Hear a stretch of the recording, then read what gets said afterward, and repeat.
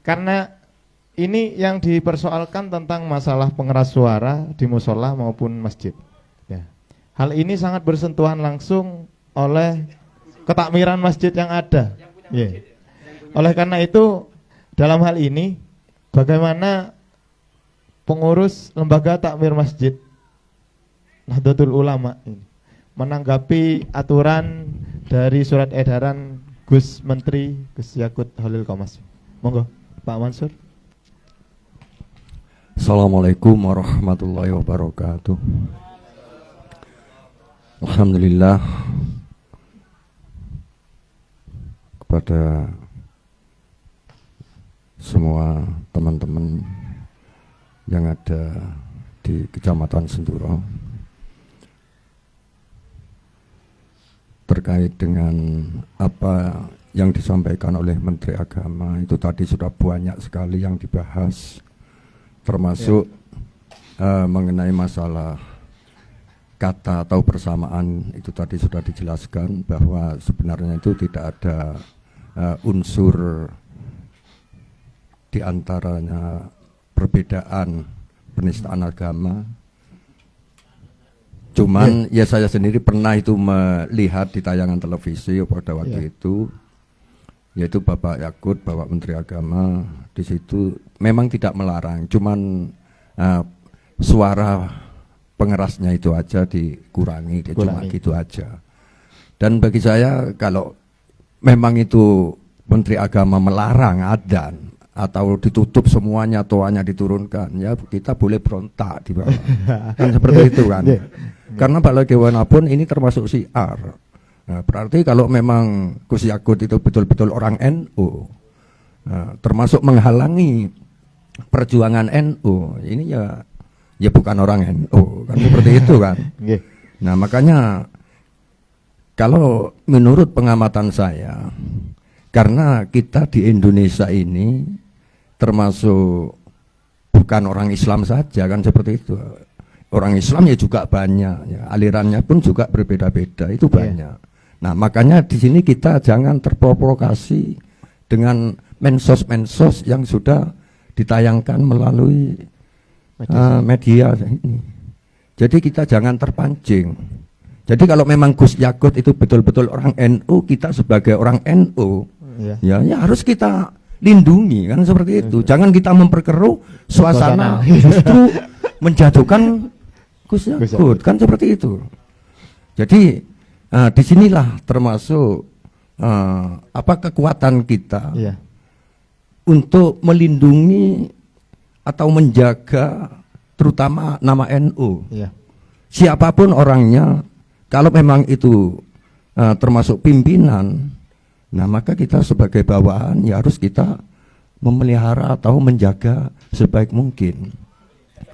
Kan seperti itu kan ya. Jadi mungkin itu. Atau Pak, apakah ada tanggapan dari masyarakat atau takmir masjid yang ada di Senduro ini tentang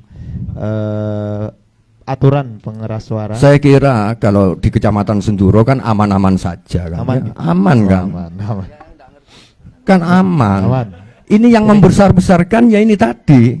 Ya mungkin dari aliran keras, dari yang mana ya saya tidak tahu juga, kan seperti itu kan. Ya. Makanya ya ini kita harus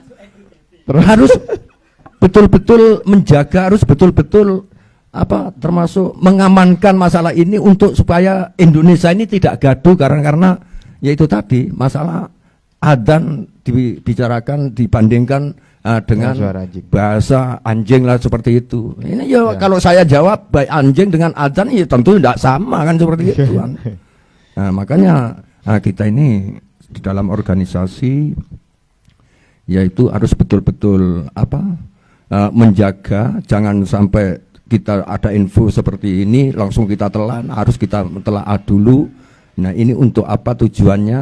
Nah, di sini perlunya kita ngumpul untuk menyusun kekuatan termasuk NU khususnya di Kecamatan Senduro. Saya kira itu yang bisa saya sampaikan. Terima kasih.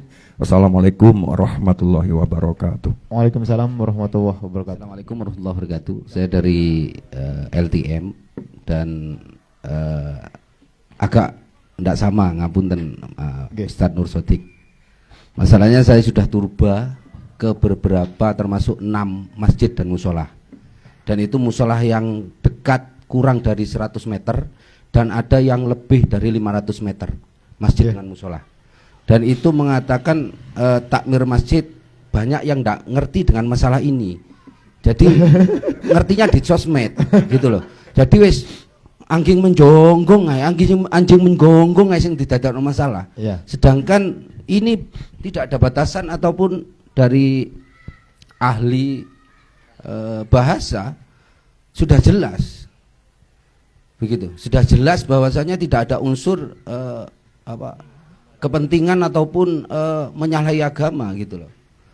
Jadi menurut saya dan juga agak menyangkal dari Ustadz Nur Sodik ada ayat yang mengatakan innakum la tad'una asamma. Jadi Allah itu tidak budek loh. Gitu. Insya Allah di Al-Maunah itu. Insya Allah tidak budek. Jadi nyapo banter-banter. Dikei 100 desibel itu sudah melebihi. Itu saya punya hujah di Al-Quran gitu. Jadi saya juga terakhir kata-kata saya terima kasih kepada Gus Menteri Agama karena adzan ini menjadi perbincangan hangat, gitu loh. Dari mereka yang biasanya mengabaikan adzan karena menganggap adzan sebagai rutinitas, bukan sebagai seruan panggilan ibadah. Bahkan mereka yang tidak pernah adzan, nggak pernah ke masjid, kini mereka yang paling garang mempermasalahkan, memperbincangkan masalah adzan. Sedangkan masalahnya bukan adzan, ini masalah volume dan apa itu aja yang diatur.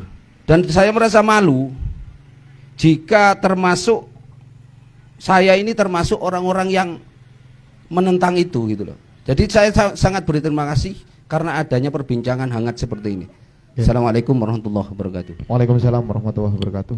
Oke, itu sedikit statement dari Ustadz Edi Fatir.